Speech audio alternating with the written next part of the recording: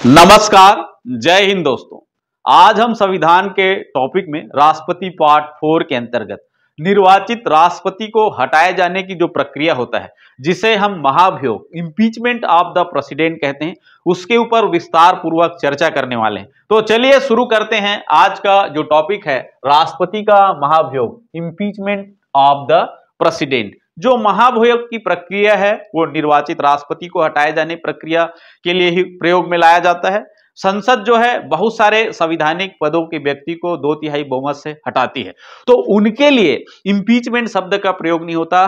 केवल राष्ट्रपति को हटाए जाने की प्रक्रिया को ही हम महाभियोग की प्रक्रिया कहते हैं।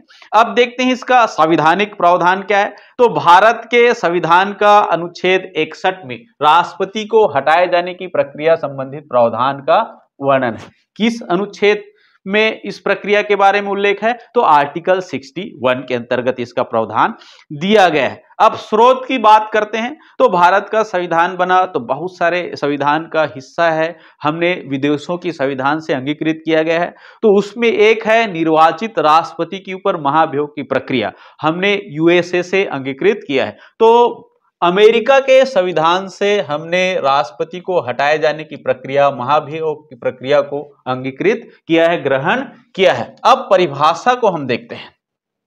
राष्ट्रपति का जो कार्यकाल होता है वो 5 वर्षों के लिए होता है। तो राष्ट्रपति के कार्यकाल से पूर्व हटाए जाने की ही प्रक्रिया को हम क्या कहते हैं? महाभियोग कहते हैं। निर्वाचित राष्ट्रपति को उनके कार्यकाल से पूर्व हटाए जाने की जो प्रक्रिया होती है उस प्रक्रिया का नाम है महाभियोग, इम्पीचमेंट। ये याद रखना है। अब कारण देखते हैं किस कारण से राष्ट्रपति के ऊपर महाभियोग की प्रक्रिया लाई जाती है। तो इसके 2 कारण हैं, संविधान का अतिक्रमण करना और दूसरा कारण है शारीरिक और मानसिक रूप से अक्षम।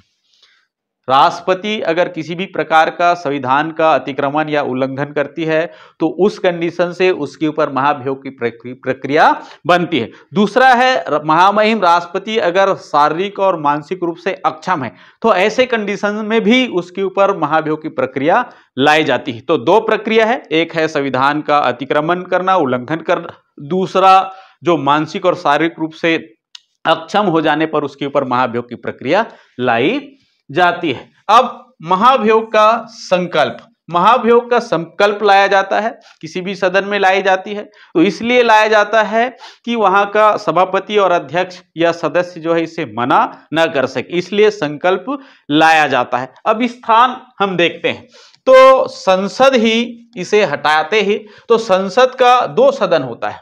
संसद का 2 सदन, एक लोकसभा और दूसरा राज्यसभा। किसी भी सदन में यह प्रक्रिया प्रारंभ की जा सकती है। याद रखना, जिस सदन में यह प्रक्रिया प्रारंभ होती है उनका जो 1/4 सदस्य लिखित रूप से राष्ट्रपति को नोटिस भेजता है।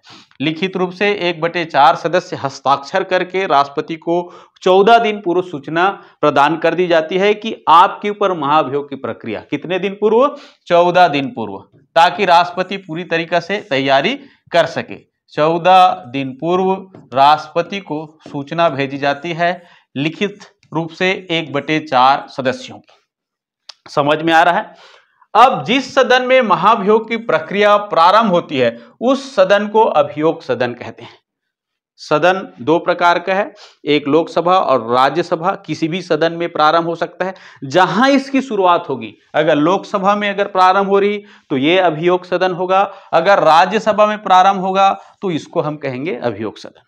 समझ में आ रहा है? अभियोग सदन में 2/3 बहुमत से राष्ट्रपति के खिलाफ अगर संकल्प पारित हो जाता है, पारित होने के बाद ये दूसरे सदन में भेजा जाता है और वो जो सदन है इस अभियोग को जांच करती है। तो दूसरा सदन होता है जांच सदन। एक अभियोग सदन हो गया और दूसरा जांच सदन।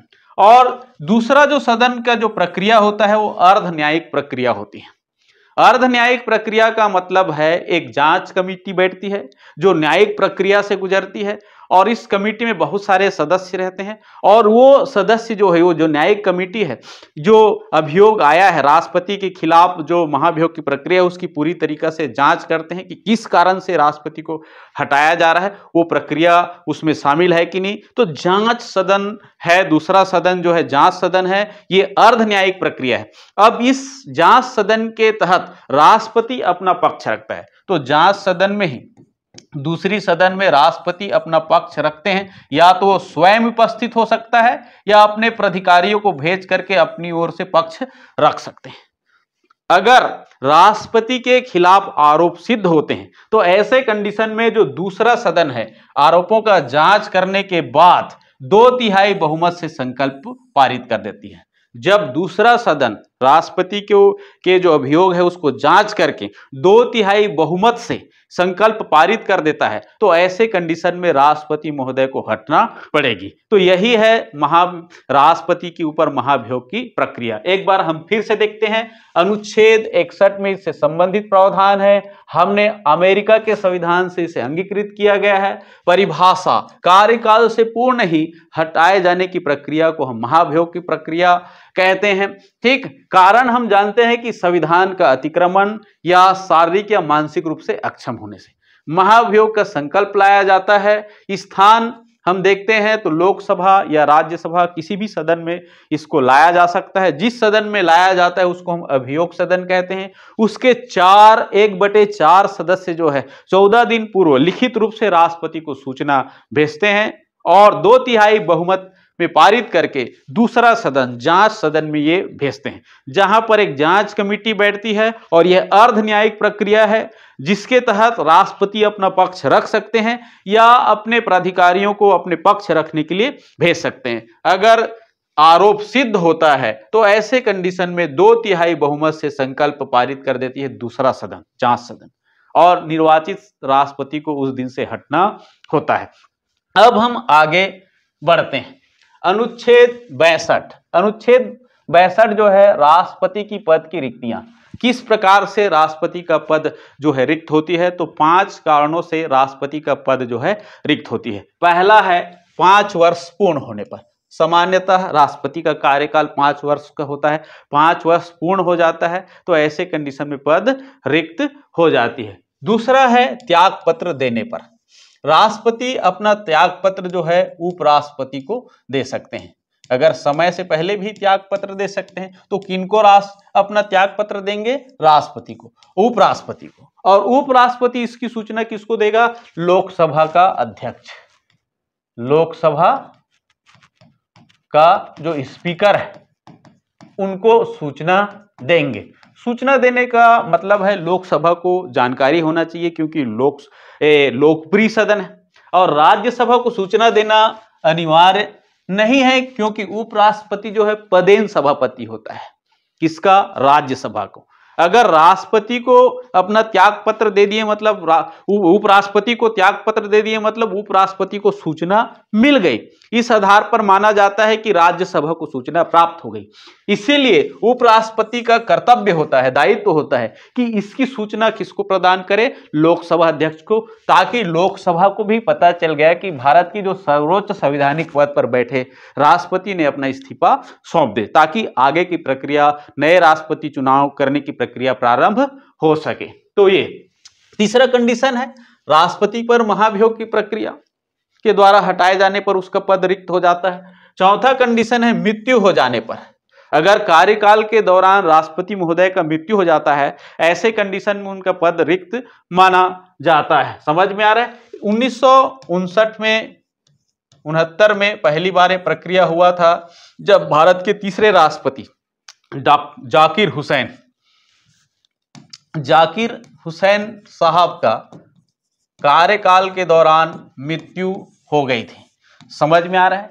ऐसे में कार्यवाहक राष्ट्रपति बने थे वीवी गिरी साहब।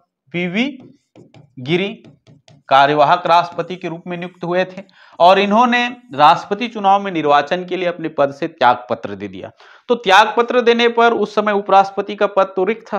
तो भारत के जो सुप्रीम कोर्ट के मुख्य न्यायाधीश है वो कार्यवाहक राष्ट्रपति के पद पर आसीन हुए थे। तो हिदायतुल्लाह तुल्ला साहब जो है कार्यवाहक राष्ट्रपति के रूप में जो है पद को ग्रहण किए थे, जो इतिहास में पहली बार हुआ था जब किसी भारत के मुख्य न्यायाधीश को कार्यवाहक राष्ट्रपति बनाया गया था, क्योंकि उस समय उपराष्ट्रपति का पद रिक्त था। उपराष्ट्रपति का पद रिक्त रहता है, भारत के राष्ट्रपति का पद रिक्त नहीं होता। अब देखते हैं, अर्हक न हो निर्वाचन अवैध होने पर राष्ट्रपति का पद।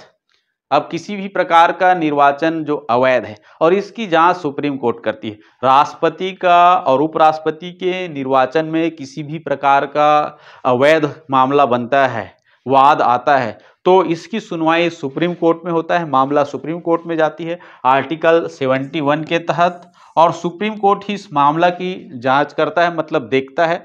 और ऐसे कंडीशन में अगर अवैध पाया जाता है तो राष्ट्रपति को पद रिक्त करना पड़ जाता है। तो 5 कंडीशन से राष्ट्रपति का पद जो है रिक्त होती है, इन 5 कंडीशन के आधार पर। लेकिन भारत में राष्ट्रपति का पद को कभी भी खाली नहीं रखा जाता, रिक्त नहीं रखा जाता। इन 5 कंडीशन से राष्ट्रपति का पद अगर रिक्त हो जाता है तो कार्यवाहक राष्ट्रपति बनाए जाने का प्रावधान है। कार्यवाहक राष्ट्रपति बनाए जाने का प्रावधान है। जैसे 1969 में डॉक्टर जाकिर हुसैन की मृत्यु हुआ था तो कार्यवाहक राष्ट्रपति वीवी गिरी बने थे, लेकिन वीवी गिरी जो है तत्कालिक राष्ट्रपति चुनाव में भाग लिए थे और अपना पद को त्याग पत्र दे दिए थे। तो ऐसे कंडीशन में सुप्रीम कोर्ट का मुख्य न्यायाधीश जो है राष्ट्रपति के पद पर आसीन हुए थे, हिदायतुल्लाह साहब। अब अगर मान लो जाए सुप्रीम कोर्ट का मुख्य न्यायाधीश नहीं है तो वरिष्ठतम न्यायाधीश जो है कार्यवाहक राष्ट्रपति बनने के लिए योग्य माना जाता है। अगर राष्ट्रपति नहीं है तो कार्यवाहक राष्ट्रपति कौन बनेगा? उपराष्ट्रपति। उपराष्ट्रपति नहीं है तो सुप्रीम कोर्ट का जो मुख्य न्यायाधीश है वो कार्यवाहक राष्ट्रपति बनेंगे। अगर किसी कारण से सुप्रीम कोर्ट का मुख्य न्यायाधीश नहीं है तो इसके स्थान पर जो वरिष्ठतम जो न्यायाधीश है सुप्रीम कोर्ट का वो कार्यवाहक राष्ट्रपति के पद पर आसीन होगा। इस प्रकार से भारत में राष्ट्रपति का पद को कभी भी खाली नहीं रखा जाता, कार्यवाहक राष्ट्रपति तुरंत बनते हैं। अब लेकिन 5 वर्ष पूर्ण होने से पूर्व ही भारत में राष्ट्रपति का चुनाव की प्रक्रिया पूर्ण कर लिया जाता है और जिस दिन से नए राष्ट्रपति उत्तराधिकारी राष्ट्रपति जो है क्या पद ग्रहण कर लेते हैं, कार्यवाहक राष्ट्रपति का पद रिक्त हो जाता है। जब कोई व्यक्ति कार्यवाहक राष्ट्रपति बनता है तो उनको सारे वेतन, भत्ते, शक्ति और जो पेंशन संबंधी अधिकार है जो राष्ट्रपति को प्राप्त होता है वही शक्तियां कार्यवाहक राष्ट्रपति को प्राप्त होता है। अब इसमें एक पॉइंट हमको ध्यान देना होगा कि राष्ट्रपति के निर्वाचन में लोकसभा, राज्यसभा और विधानसभा के सदस्य, निर्वाचित सदस्य भाग लेते हैं, लेकिन जब महाभियोग की प्रक्रिया होती है तो संसद के दोनों सदन के ही लोकसभा और राज्यसभा के निर्वाचित सदस्य और मनोनीत सदस्य दोनों भाग लेते हैं। याद रखना, हटाए जाने की प्रक्रिया में विधानसभा का सदस्य भाग नहीं लेता, निर्वाचन में भाग लेता है लोकसभा, राज्यसभा और विधानसभा के निर्वाचित सदस्य। लेकिन जब महाभियोग की प्रक्रिया लाई जाती है तो लोकसभा और राज्यसभा के निर्वाचित और मनोनीत सदस्य दो ही सदन के भाग लेते हैं। इसको अच्छे से आपको समझना होगा कौन भाग लेता है इनको हटाए जाने की प्रक्रिया में, महाभियोग की प्रक्रिया में।